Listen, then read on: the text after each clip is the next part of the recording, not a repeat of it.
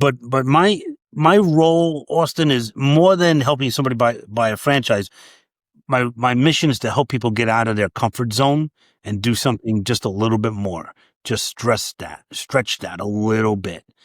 I take that to heart. And it's just so important. I mean, I could talk for 2 hours about this point, so I'm going to stop, but it's about helping somebody get rid of the self-limiting beliefs. And by the way, there's only 18 self-limiting beliefs that one might have. There's one of 18 that's going to stop you from going into business, and I'll help you overcome that. But it's in small babies.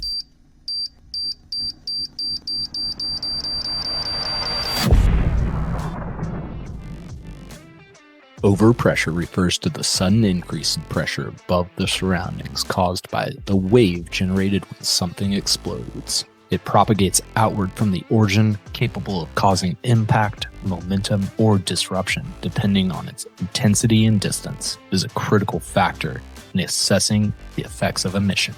Welcome to the Overpressure podcast, where we dive into the explosive world of business for entrepreneurs who are vets or veteran entrepreneurs. Welcome back to the Overpressure podcast. Today we have Tom Scarda joining us from Florida, and he's going to drop some real gems about being a franchise expert, advisor, coach, and really just helping out so much in that space. But there's a lot of lessons across the board. And if you haven't already, and you get a lot of value from this episode, please like, subscribe, share, all of the good stuff. Hey everyone, we got Tom joining us today, a franchise expert. He's been doing it for a while. Started with, how many did you work for before you started your own teaching training system for franchises? Because it was got to be 6, 7, 8, somewhere around there. Yeah, I've owned and operated 2. I've worked for several. I represent hundreds. But I think, the fact that I've owned one, had great success that enabled me to semi-retire. I owned a second one where I failed and lost almost my entire life savings. That's where I became a franchise expert. Yeah, get a lot of lessons in those rough times. So what brought you into the world of franchising? Was it just you landed a job with a franchise early on, or what was it? No, not at all. I actually used to be a subway conductor, New York City subway, opening and closing doors. Cool. And there was an old timer there. I was young, 23, I think I was at the time. And an old timer said, "Kids, this is a great job because you'll always have a shirt on your back." He said, "You'll never have a silk shirt, but at least you'll have a shirt." Right. And I was like, wow, man, that's mediocrity. I loved it. I did it for 13 years. But at that point, I decided I want to be a business owner, because business owners are wearing the metaphorical silk shirts, not transit workers. And ended up buying a smoothie franchise back in 2000, and that's where it all began. Hey, we literally just went to Tropical Smoothie 2 days ago. It's such a solid business model because it's easy to run. Very duplicatable. I forget which specific one I looked at as I was going through hundreds of options, because I started looking at franchises as well before I met my wife. So I was doing a little bit on the real estate front, and was I went to school for business, joined the military after. Always knew I wanted to pursue business, and I'm like, franchising is an obvious place. And I guess that leads us into if a vet is coming out of the military, what's the opportunity in the franchise space for them? So great question. Thank you for that, because I support vets enormously, and I can't say thank you enough. There's something called VetFran, which gives veterans a discount on franchise fees and all sorts of things, special programs with the Small Business Administration, SBA.gov, if you want to look it up. But the most successful franchise owners are vets. And it's because franchising is a system, right? So you have your marching orders, you execute. And it's very much like being in a platoon, as an example, because you're with all these other franchise owners. You all have one mission. You're trying to provide a great service, a great product, and tactically how to do it because you're taught by the franchise. So it's just such a great fit. and such a easy transition. The other thing I want to say real quick, Austin, is that a lot of people feel like, oh, franchising is, it's $1 million and I don't have that kind of money. Some of the best franchises out there cost the same as a luxury vehicle, $100,000. They can sell their Camaro that they got as a private and fund the franchise. Got it. In a way. Yep. Very cool. And I imagine it's a lot faster to get to the point where you're making money than a lot of just startup businesses. Because I know, like, I've gone through some of those struggles, and I think you have too. The second franchise costing you quite a bit. What lessons or what pitfalls do they get to avoid by using the franchise model? Well, first of all, a franchise is a business with training wheels. So everything's laid out for you. There's rules to follow, but they're not the kind of rules that you think. It's sort of like, if you buy McDonald's, we all know McDonald's. Mm-hmm. So I'll use that as an example. Like if you don't like golden arches and you like, hey, I want to do purple arches or something like that. I'm into like, indigo. Don't buy a McDonald's, because one of the rules is you got to have golden arches, right? And the thing about it, like if you start a business from scratch, how do you know like what your demographics are? How do you know what is the best street? In some cases, what's the best side of the street? All this data is there. Great. And there's 4,300 franchises, 90 industries. They're not all great, but the best ones, they know exactly where they want to be, which zip code in every state in the country is going to support their franchise operation.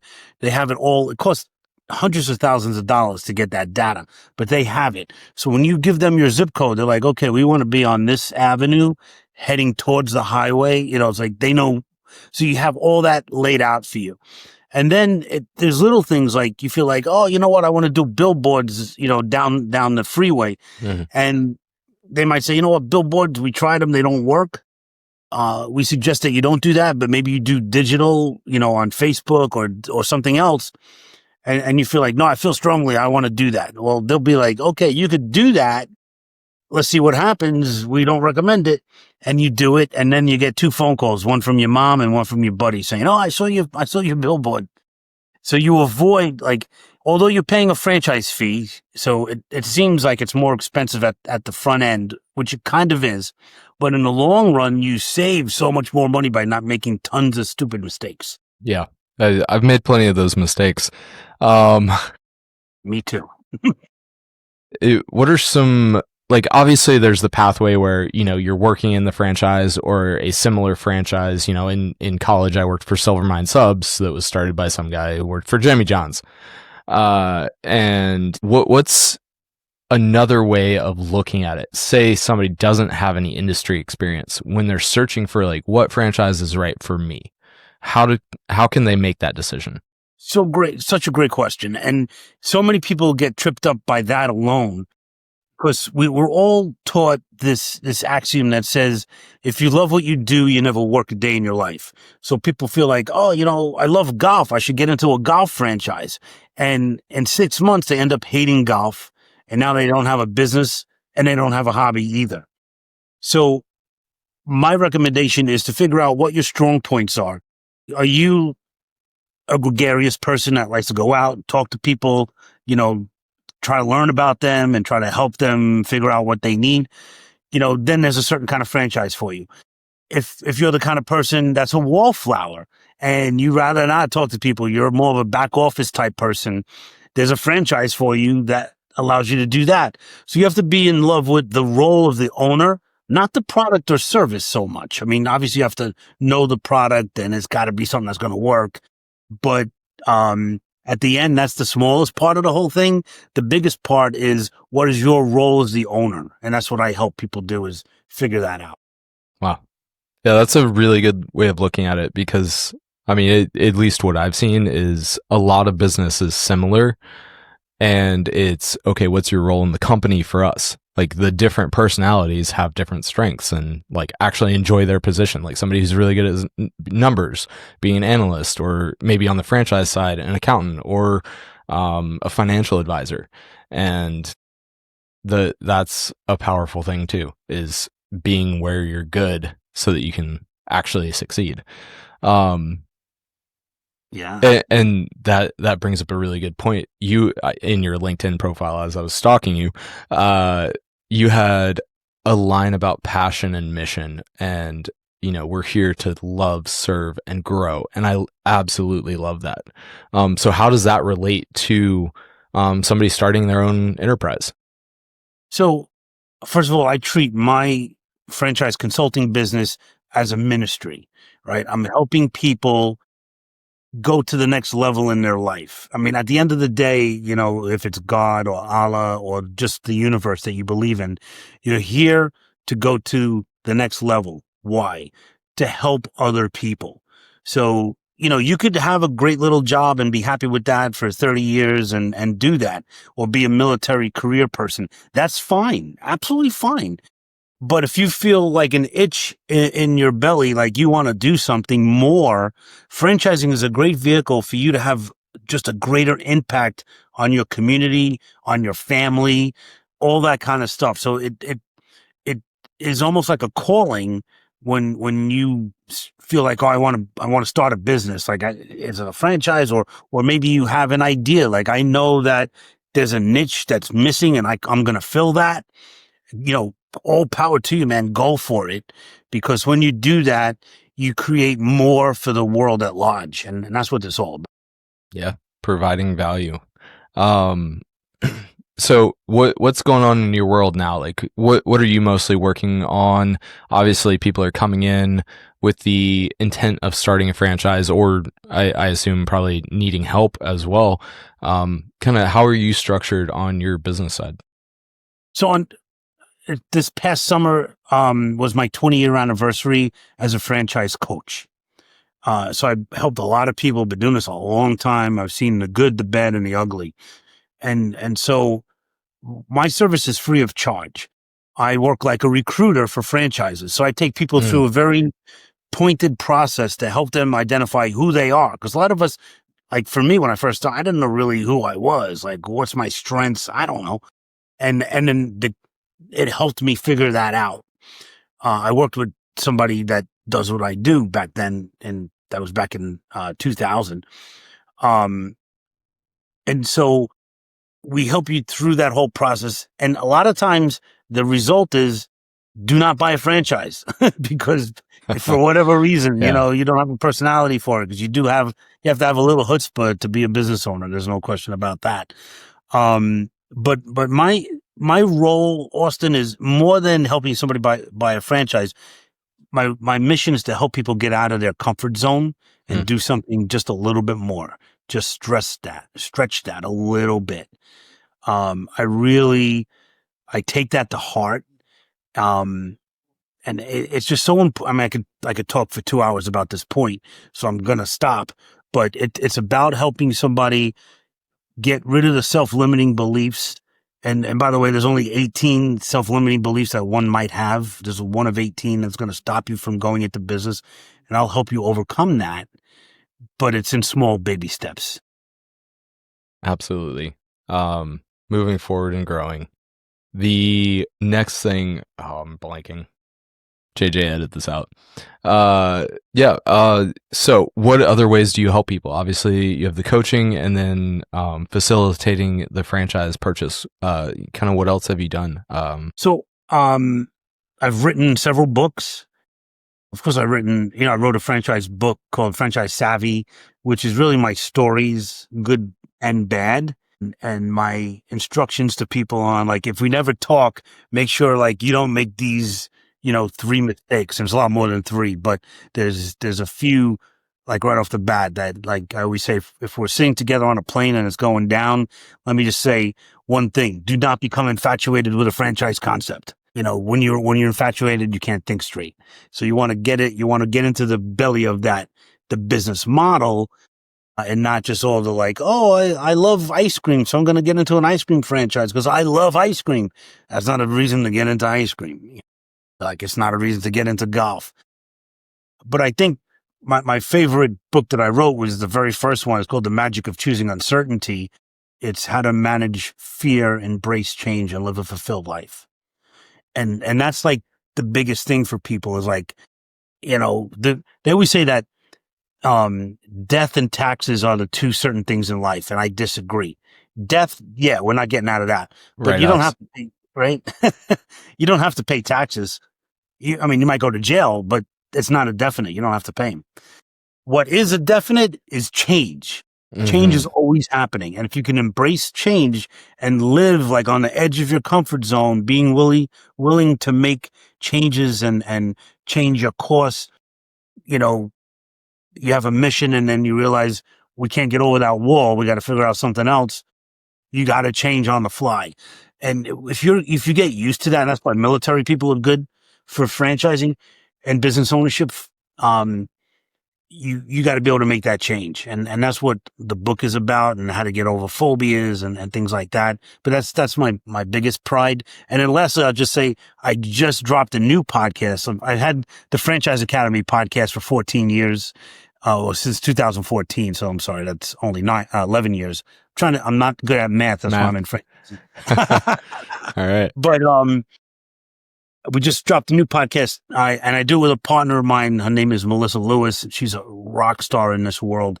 3 Seconds of Guts, available on a podcast platform near you.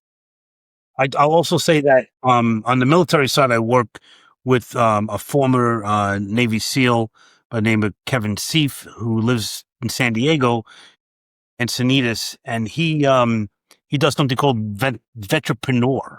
I don't know if you've heard of it. Yeah, I have. So I work with his folks a lot on helping them with the franchise world. Yeah, I don't know what the affiliation is. I can't remember. But I'm pretty sure we have the book on the shelf.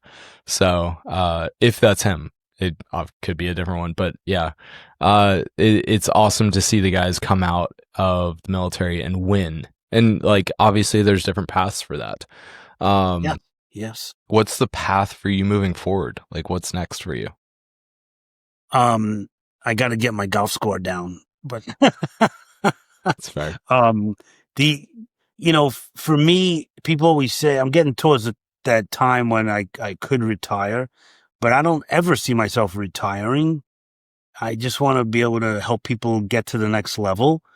I was doing a lot of like motivational, inspirational speaking and things like that. But I'm really focused on more spiritual stuff now, more, getting rid of my ego. Like, a lot of times I would get on stage and it was all about my ego, just to be vulnerable. I got to get rid of that, That's my life's mission right now, is to become more spiritual, more like the Dalai Lama or Gandhi or somebody who is that in touch with themselves. Like, I don't know if I could ever do it, but I'm going to try. Very cool. Yeah, the fear and the stress, when we find peace, it helps move everything else forward. But when you get into like pressure-filled situations that are driven by stress, that are driven by fear of moving forward, and that weighs on people, how do you coach people? How do you handle it when there's massive pressure? So, one step at a time. Your stress mechanism is like a muscle. And so you have to exercise that muscle by doing baby steps, right? So if you want to, like for me, I wanted to learn how to fly a plane. I had this affinity. I want to do this. This is back in 2014. But I've been saying that I was going to fly a plane for like 10 years before that. So first I go to the private airport, and then I do a little research online about flight lessons. And then there was a Groupon, do a flight lesson for, one lesson for $40 or whatever it was. So I did that. And then what was crazy is I was at a networking meeting and I meet this guy. It turns out I told him he has a flight school. And I was like, oh, I would like you to, like to sign up. This is a message, right? There's like divine intervention. Like I need to sign up with you. He goes, oh, I don't teach. I own the school. I'm like, holy cow. Oh, and so I ended up going, and this was back on Long Island. and we got, and so I ended up getting my private pilot's license, but it was taking baby steps to the point where all of a sudden, bam, something happened. And it was like, it was divine that it was my time to do that. Truth be told, I haven't flown now in 8 years. But I did it, right? And that's how you got to do it. You got to exercise your fear structure. Like they say, if you have a fear of flying, first drive to an airport, then park the car and go in the airport. Next week, go in and walk around and talk to people that work at the airline. Ease yourself into it. And that's how you could get over a fear like that. But then there's bigger things, right? Like, oh my God, I got laid off. That's I work with a lot of people that are in transition because they got laid off from a job. And the older you are, there's something called ageism that nobody wants to talk about. But if you're 50 and laid off, chances of getting a job or getting a job that used to pay what you got paid, slim to none.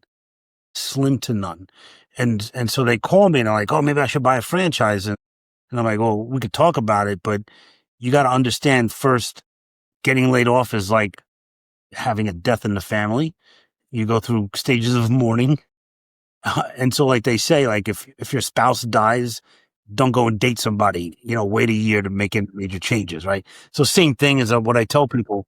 And then once you get through that, you have to understand that it's not rejection. They just couldn't afford you. So it's redirection. And as my friend Melissa Lewis says, it's actually protection. For some reason, the universe wanted you to get out of that business, get out of that job. Something is not good for you there. And most people won't raise their hand and say, yeah, I quit, because they're paying you. Who's going to give up the paycheck, right? But once they tell you you're out the door, take it in stride, because there's a reason that you got laid off, and it's not a bad reason. It's a good reason. Yeah. It's almost like the security seems like it's diametrically opposed to fear, and like that's not always the case. Sometimes it's the fear of actually leaving the thing that's holding you back, rather than staying there and just be like secure. It's not even the safer option sometimes. Totally not. Yeah. There's a great, I got to interrupt for a second. There's a great video on YouTube from the actor Will Smith, and it's about him and his son going skydiving. Highly recommend YouTubing this. Of course, he's a great storyteller anyway, but he talks about the fact that him and his buddies are going to go skydiving, and he's like, you're familiar with this stuff. Like, it's scary as all get out. But he's like, why am I scared? Why am I scared? And he says, once he did the jump, at that point of total fear, it was total elation, right? You're flying. Like, he talks about it. It's like, I get goosebumps. I watch it probably once a month for years now. Because he talks about the fact that your fear is there, but it's your head. And I share with people, there's two different things going on when you're making a life decision. There's a brain in your head and there's a brain in your gut. The brain in your head is old as man on earth, 4.5 million years old. The brain in your gut is as old as God, or whatever you want to believe in. And so when you're making a decision, you have to get into a quiet place, pray on it, meditate on it. And if you have a peaceful feeling in your gut, that's God talking to you. And so you have to separate your head and your brain telling you run as fast as you can, saber-toothed tiger, all that stuff from caveman days.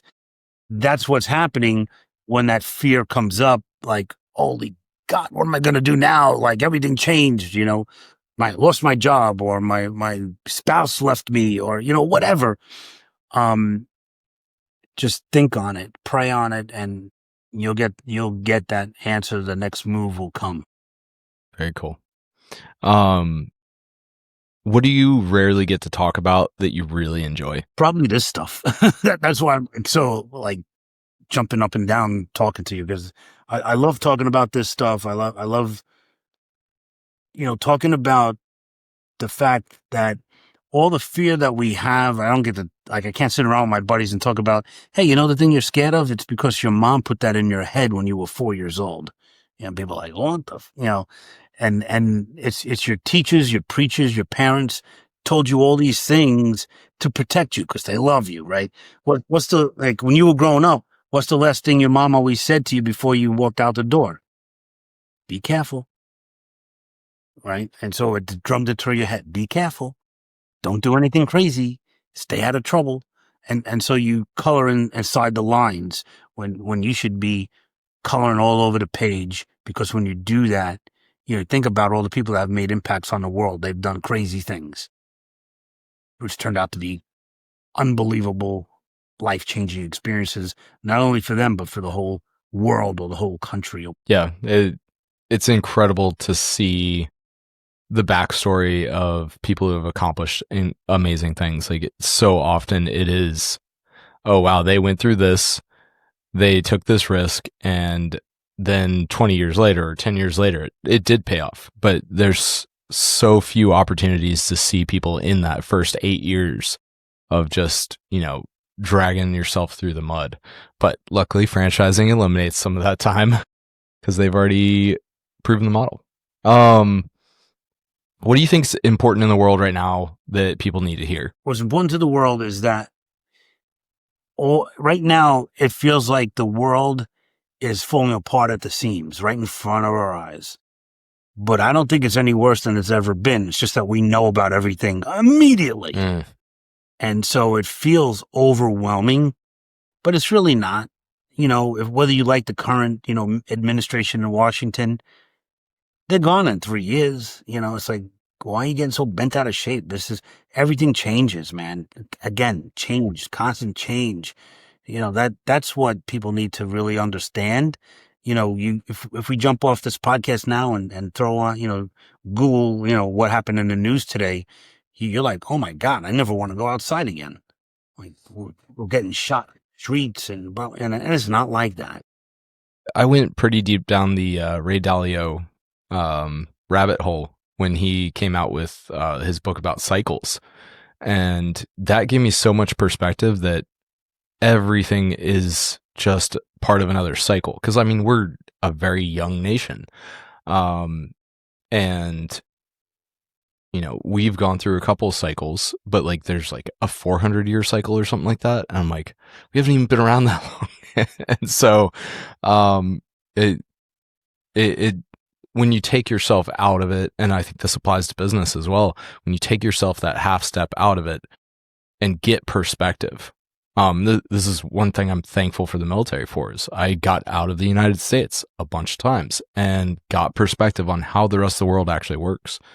And I think that's something people should do more of, like, to throw my own point in there. Yeah. But if you were looking back at the beginning of you starting franchises, starting coaching, starting your career, what advice would you give yourself to avoid some of the pitfalls that we've talked about? Be so scared.